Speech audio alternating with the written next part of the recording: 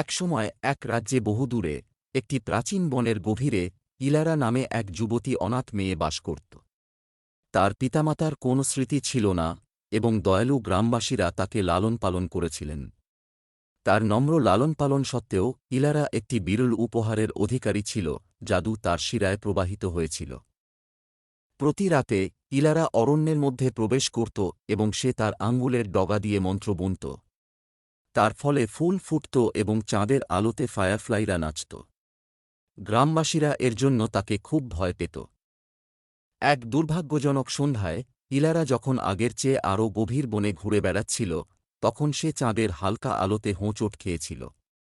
তার সামনে একটি বিশাল আকার গাছ ছিল, এর শাখাগুলি তারার মতো ঝকঝককারী স্ফটিক দ্বারা সজ্জিত ছিল।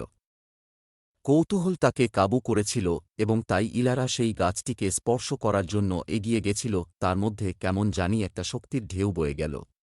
হঠাৎ জঙ্গল ফিসফিস শব্দের সাথে জীবন্ত হয়ে উঠল, আর মনে হল যেন গাছগুলি তার সাথে কথা বলছে। একটি গাছ বলল, আমি অভিভাবক গাছ। একটি কণ্ঠ তার কানে ভেসে এসেছিল, যেটা ছিল মৃদু অথচ শক্তিশালী। গাছটা তাকে বলল, বাচ্চা, বনের প্রাচীন জাদু তোমার কাছে আছে, তাই মহান শক্তির সাথে তোমার মহান দায়িত্বও আছে। ইলারা মনোযোগ সহকারে কথাগুলো শুনেছিল যখন অভিভাবক গাছ প্রকাশ করেছিল যে অন্ধকার শক্তিগুলি রাজ্যকে গ্রাস করার হুমকি দিয়েছে। শুধুমাত্র তিনি তার বিশুদ্ধ হৃদয় এবং অদম্য জাদু দিয়ে ভারসাম্য পুনরুদ্ধার করতে এবং ধ্বংস থেকে রাজ্যকে রক্ষা করতে পারেন। অভিভাবক গাছটার কথা শুনে এবং দিগন্তে যে অন্ধকার নেমে এসেছে তার মোকাবিলা করার জন্য ইলারা একটি অনুসন্ধান শুরু করেছিল। পথের মধ্যে তিনি পৌরাণিক প্রাণীদের মুখোমুখি হয়েছিল এবং সে অসম্ভাব্য জোট তৈরি করেছিল ভয়ঙ্কর চ্যালেঞ্জের মুখোমুখি করার জন্য, যা তার সাহস এবং সংকল্পকে পরীক্ষা করেছিল। তার শক্তিশালী জাদুতে সজ্জিত এবং বনের জ্ঞান দ্বারা পরিচালিত, ইলারা শেষ পর্যন্ত অন্ধকারকে পরাজিত করে এবং রাজ্যে শান্তি ফিরিয়ে আনে।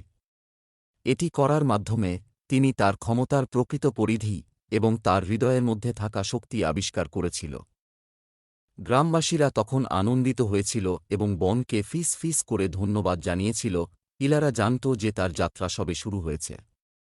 অভিভাবক গাছ তার সহযোগী হিসাবে এবং তার গাইড হিসাবে বনের জাদু সহ তিনি রাজ্যটিকে রক্ষা করতে থাকবে এবং নিশ্চিত করবে যে এর সৌন্দর্য আগামী প্রজন্মের জন্য স্থায়ী হবে।